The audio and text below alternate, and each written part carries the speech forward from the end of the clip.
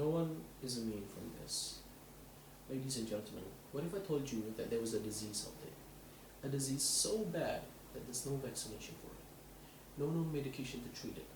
It can affect everyone, and anyone could be going through it right now. If you're thinking of COVID-19, well, congratulations, you're wrong. This disease goes by the name of procrastination. Yes, procrastination. Judges, fellow contestants, we've all procrastinated before, and some of us more recently than others.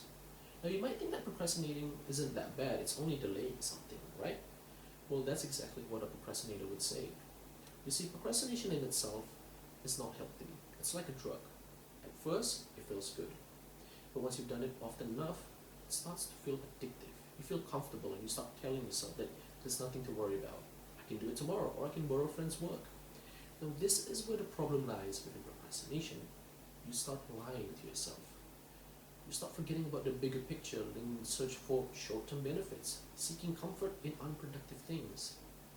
Not only that, but procrastination has become the main reason why many young people today have developed such unhealthy sleeping schedules. You see, more often than not, procrastinators would forget that they are procrastinating on something, and when a deadline comes around, panic kicks in. And they're forced to stay up all night trying to finish their work, sometimes not even sleeping for days because of how much is due in such a short amount of time. Worst case scenario, they don't even finish their work, and they get bad grades and failing the class. Now, repeat this cycle in the course of a semester, just 6 months, and you've got yourself a recipe for disaster. Ladies and gentlemen, we've all been this person before, and let me tell you, it's not pretty. Not getting enough sleep could lead to other problems along the line, such as high blood pressure, strokes, and even heart attack. You see, the reason why doctors recommend us to sleep before 9 p.m. or before 11 p.m.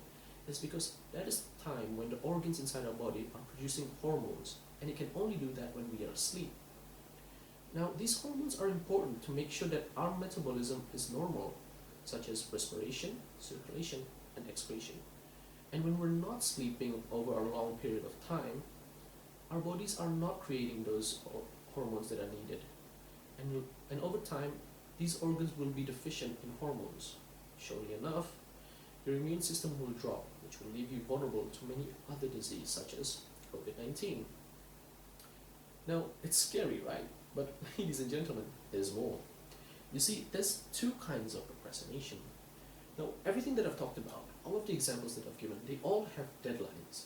And when there's deadlines, the effects of procrastination are contained to a short term, because panic is involved and we are reminded of scary things that might happen if we don't finish our work, such as getting a C, repeating the class, or even worse, not graduating.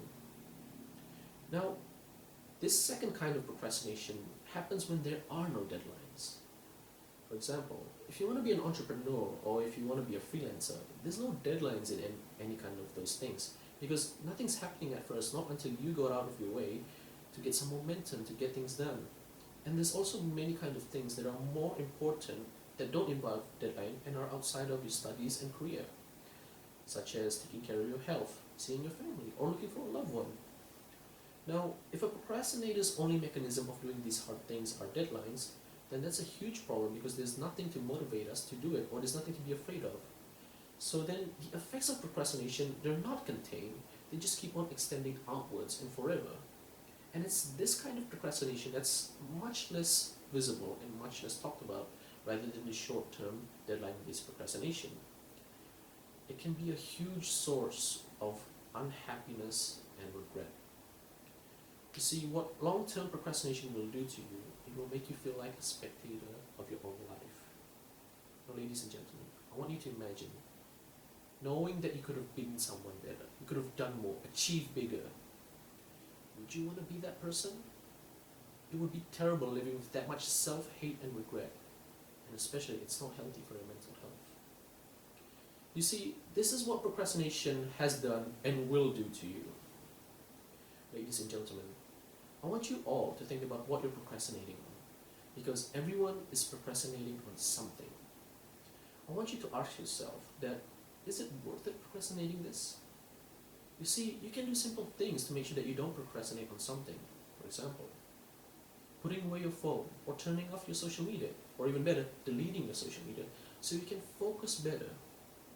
You see, life is too short to be filled with regrets. So we all need to start changing small things in our lives so we don't start procrastinating. And that's a job for all of us. That's a job that should start today. Well, not today, but later.